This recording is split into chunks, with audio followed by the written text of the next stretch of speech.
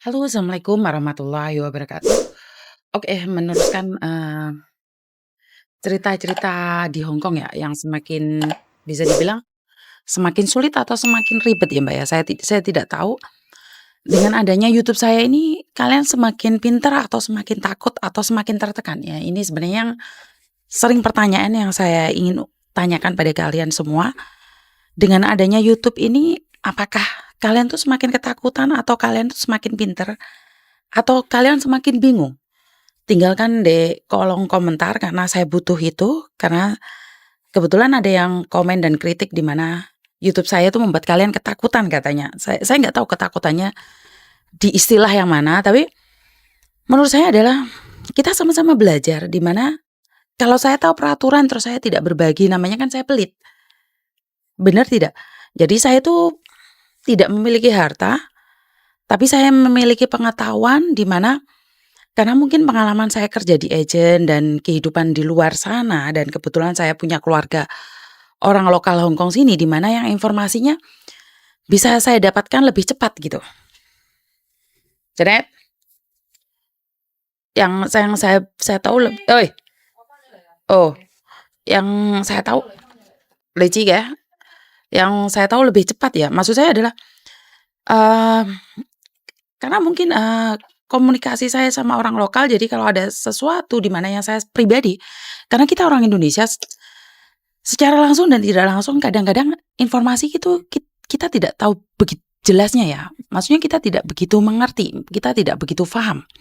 Walaupun saya bisa bahasa Kantonis, walaupun saya bisa bahasa Inggris, tapi kan ya nggak selihai mereka yang orang lokal sini. Kenapa saya selalu double confirm, saya itu tidak bisa, saya tahu langsung saya ngoceh, tidak ya. Biasanya saya cari sumber-sumbernya juga dari info-info yang ada, jadi nggak asal nyeplos gitu loh. Jadi saya butuh komen dari kalian dan saya juga minta maaf kalau ada beberapa, video upload-an balik karena mungkin adminnya lagi ngeluh jadi upload-an itu ada lagi dan ada lagi, saya minta maaf. Dan yang kedua yang ketiga ya, yang ketiga adalah pertama adalah saya butuh komen Anda karena, apakah bermanfaat video ini. Yang kedua ini, saya minta maaf karena videonya ada yang re-upload. Yang ketiga saya ingin menyampaikan bahwa berita yang ada mungkin kemungkinan besar tahun 2023 ini, ekonomi Indonesia menurun. Jadi saya selalu berpesan pada Mbak-Mbaknya agar hati-hati menyimpan uang atau menggunakan uang, karena ya namanya orang hati-hati kan lebih baik. Kita tidak tahu apa yang akan terjadi, jadi pergunakan uang itu dengan baik dan buat Mbak-Mbaknya yang emosinya atau amarahnya atau lagi dipancing-pancing sama majikan, agar kalian melakukan ngebreak ataupun kalian kabur, itu sebaiknya dipikir ulang Mbak, karena kalau memang tahun depan ekonomi Indonesia menurun, maka kita sendiri yang akan kehilangan pekerjaan dan kita harus memulai lagi dari nol. Jadi buat Mbak-Mbaknya yang saat ini lagi diuji mendapatkan majikan yang kurang baik atau mendapatkan majikan yang sudah baik tapi merasa rasa syukurnya masih kurang. Jadi saya mengharapkan untuk bertahan karena kalau memang benar tahun 2023 ini ekonomi Indonesia mengalami penurunan di mana harga-harga bahan baku semuanya naik. Jadi saya menghimbau untuk bertahan dulu. Coba kondisikan, coba berkomunikasi dengan majikan, jangan mengambil keputusan untuk nge-break terus pulang Indonesia. Karena saat kalian pulang Indonesia, entar kebutuhannya banyak dan kalian menyesal. Karena menurut pendapat saya, karena saya orang miskin ya Mbak ya. Menurut pendapat saya kalau kita pulang Indonesia dan khususnya seperti saya keluarga miskin, pulang Indonesia saya nggak punya apa-apa. Kayaknya ikut majikan yang cerewet lebih baik daripada pulang ke Indonesia dan ngelihat ekonomi keluarga kita kekurangan, anak tidak bisa sekolah, utang kemana-mana, bahkan kalau masih bisa utang masih lumayan, masalahnya yang diutangi juga nggak ada gitu loh. Sampai ada orang bilang, "Ya wis belen aku gak metu getihe," itu kan sudah suatu peribahasa di mana yang sangat miris sekali ya, di mana wis nggak ada jalan keluar gitu loh. Jadi saya selalu berpesan buat Mbak-Mbaknya, semakin dikuatkan aja mentalnya, semakin ngaki aja, semakin diperdalam kesabarannya dan dekatkan diri pada Tuhan Yang Maha Esa, karena hanya mendekat pada Tuhan, jiwa kita lebih damai, hati kita lebih tenang, dan selebihnya kita serahkan juga sama Tuhan ya. Kalau kita sudah berusaha, berdoa, dan takdir berkata lain, ya nasib gitu loh. Jadi menurut pendapat saya buat mbak-mbaknya yang di luar sana, kalau memang benar isu yang ada, saya menganggap isu karena memang belum terbukti, walaupun negara kita mengatakan bahwa ada beberapa yang akan terjadi kenaikan harga barang, tapi berlaku pada tahun depan. Sementara tahun depan sekarang sudah bulan 10, 11, 12. Jadi saya bilang 3 bulan lagi. Jadi buat mbak-mbaknya pinter-pinter menggunakan uang ya mbak ya. Kalau sudah pulang Indonesia ntar menyesal kita. Jadi pergunakan uang dengan baik. Kalau mbaknya saat ini, saya juga pesan buat mbak-mbaknya yang lagi bercinta LDRan, lagi jatuh cinta atau apapun, jangan mudah mengirimkan uang pada orang yang kita tidak kenal. Jangan mudah mengirimkan uang atau kena cinta love scam ya mbak ya. Jadi sebenarnya dari KJRI juga sudah berpesan tentang love scam ya. Jadi lebih berhati-hati lagi, karena love scam itu lebih bahaya ya, karena kita tidak pernah melihat orangnya, terus giliran putus kita diancam-ancam gitu loh. Jadi saya tidak ingin ini terjadi pada kita semua, termasuk pada kita para TKW Hong Kong khususnya, dan pada umumnya TKW yang ada di Singapura, Malaysia, dan Taiwan, serta Jepang, Korea. Jadi berhati-hatilah dengan cinta di media sosial. Jadi buat mbak-mbaknya yang di luar sana, yang SMS saya tidak kebales, telepon saya nggak keangkat, itu karena sekali lagi kesibukan saya full.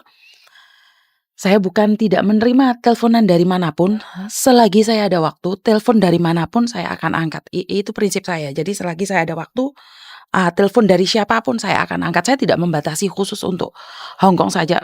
Jika Anda dari Singapura, Malaysia, Taiwan, atau manapun, selagi saya masih ada waktu, saya akan mengangkat telepon Anda. Bahkan kalau ada waktu, saya akan membalas SMS Anda. Jadi saya minta maaf dan saya ucapkan banyak-banyak terima kasih sekali buat kalian semua yang komen dan ngasih jempol. Saya ucapkan appreciate banget, terima kasih sekali.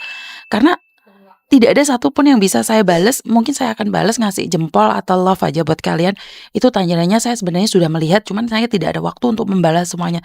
Jadi saya kasih jempol-jempol dan love aja buat kalian. Jadi jangan kecewa ya mbak ya, jangan tinggalkan saya. Karena tanpa kalian siapa sih saya hari ini. Jadi saya sangat appreciate sekali, cuman kan kebanyakan jadi nggak bisa kebalik semua gitu loh. Jadi kalau ada yang kurang, ada yang lebih, tolong kasih saya saran dan kritiknya, karena secara langsung dan tidak langsung, jujur dan tidak mau jujur, saya itu masih banyak kekurangan, di mana banyak hal yang perlu saya pelajari dari kalian semua. Ingat, pengetahuan saya terbatas dan ilmu saya juga terbatas, waktu saya juga terbatas. Jadi kalau ada informasi-informasi yang nggak benar atau informasi-informasi yang nggak jelas, silahkan kritik saya dan berikan saya saran untuk yang lebih baik lagi. Jadi saya benar-benar terima kasih sekali. Tanpa dukungan kalian nggak mungkin dong YouTube saya sama Facebook saya itu hampir berimbangan ya. Jadi 28.000 di Facebook dan 28 di YouTube. Itu bukan saya ya. Sebenarnya itu adalah hasilnya, bukan saya ya. Itu hasilnya dari kalian dan dukungan kalian semua.